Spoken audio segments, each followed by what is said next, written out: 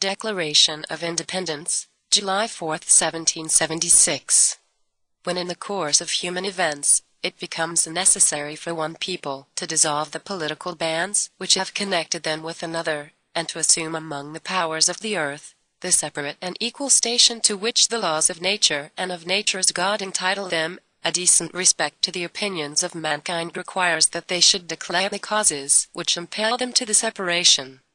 We hold these truths to be self-evident: that all men are created equal, that they are endowed by their Creator with certain unalienable rights, that among these are life, liberty, and the pursuit of happiness, that, to secure these rights, governments are instituted among men, deriving their just powers from the consent of the governed, that whenever any form of government becomes destructive of these ends, it is the right of the people to alter or to abolish it, and to institute new government, laying its foundation on such principles, and organizing its powers in such form, as to them shall seem most likely to effect their safety and happiness. Prudence, indeed, will dictate that governments long established should not be changed for light and transient causes, and accordingly all experience hath shown that mankind are more disposed to suffer, while evils are sufferable, than to right themselves by abolishing the forms to which they are accustomed. But when a long train of abuses and usurpations, pursuing invariably the same object, evinces a design to reduce them under absolute despotism, it is their right, it is their duty, to throw off such government, and to provide new guards for their future security. Such has been the patient sufferance of these colonies, and such is now the necessity which constrains them to alter their former systems of government. The history of the present King of Great Britain is a history of repeated injuries and usurpations, all having in direct object the establishment of an absolute tyranny over these states. To prove this, let facts be submitted to a candid world. He has refused his assent to laws, the most wholesome and necessary for the public good. He has forbidden his governors to pass laws of immediate and pressing importance, unless suspended in their operation till his assent should be obtained, and, when so suspended, he has utterly neglected to attend to them. He has refused to pass other laws for the accommodation of large districts of people, unless those people would relinquish the right of representation in the legislature, a right inestimable to them, and formidable to tyrants only. He has called together legislative bodies at places unusual, uncomfortable, and distant from the depository of their public records, for the sole purpose of fatiguing them into compliance with his measures. He has dissolved representative houses repeatedly, for opposing, with manly firmness, his invasions on the rights of the people. He has refused for a long time, after such dissolutions, to cause others to be elected, whereby the legislative powers, incapable of annihilation, have returned to the people at large for their exercise, the state remaining, in the meantime, exposed to all the dangers of invasions from without and convulsions within. He has endeavored to prevent the population of these states, for that purpose obstructing the laws for naturalization of foreigners, refusing to pass others to encourage their migration hither, and raising the conditions of new appropriations of lands. He has obstructed the administration of justice, by refusing his assent to laws for establishing judiciary powers. He has made judges dependent on his will alone, for the tenure of their offices, and the amount and payment of their salaries. He has erected a multitude of new offices, and sent hither swarms of officers to harass our people and eat out their substance. He has kept among us, in times of peace, standing armies, without the consent of our legislatures. He has affected to render the military independent of, and superior to, the civil power. He has combined with others to subject us to a jurisdiction foreign to our Constitution and unacknowledged by our laws, giving his assent to their acts of pretended legislation, for quartering large bodies of armed troops among us, for protecting them, by a mock trial, from punishment for any murders which they should commit on the inhabitants of these states, for cutting off our trade with all parts of the world, for imposing taxes on us without our consent, for depriving us, in many cases, of the benefits of trial by jury, for transporting us beyond seas, to be tried for pretended offenses, for abolishing the free system of English laws in a neighboring province, establishing therein an arbitrary government, and enlarging its boundaries, so as to render it at once an example and fit instrument for introducing the same absolute rule into these colonies, for taking away our charters, abolishing our most valuable laws, and altering fundamentally the forms of our governments,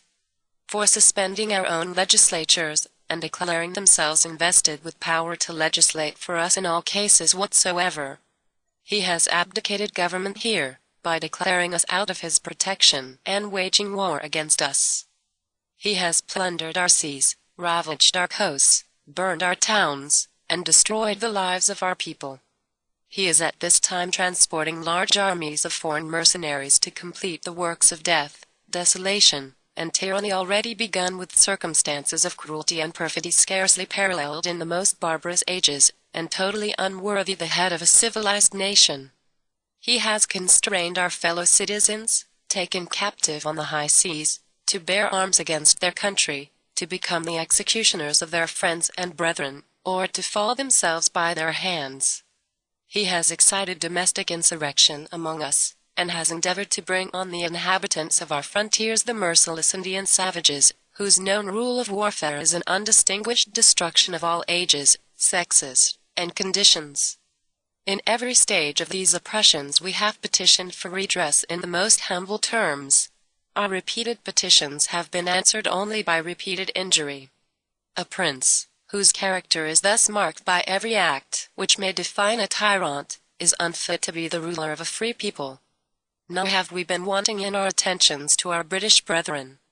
We have warned them, from time to time, of attempts by their legislature to extend an unwarrantable jurisdiction over us. We have reminded them of the circumstances of our immigration and settlement here. We have appealed to their native justice and magnanimity, and we have conjured them, by the ties of our common kindred, to disavow these usurpations which would inevitably interrupt our connections and correspondence. They, too, have been deaf to the voice of justice and of consanguinity.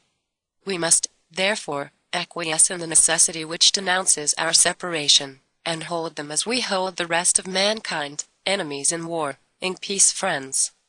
We, therefore, the representatives of the United States of America, in General Congress assembled, appealing to the Supreme Judge of the world for the rectitude of our intentions, do, in the name and by the authority of the good people of these colonies, solemnly publish and declare, that these united colonies are, and of right ought to be, free and independent states, that they are absolved from all allegiance to the British Crown, and that all political connection between them and the state of Great Britain is, and ought to be, totally dissolved, and that, as free and independent states, they have full power to levy war, conclude peace, contract alliances, establish commerce, and do all other acts and things which independent states may of right do.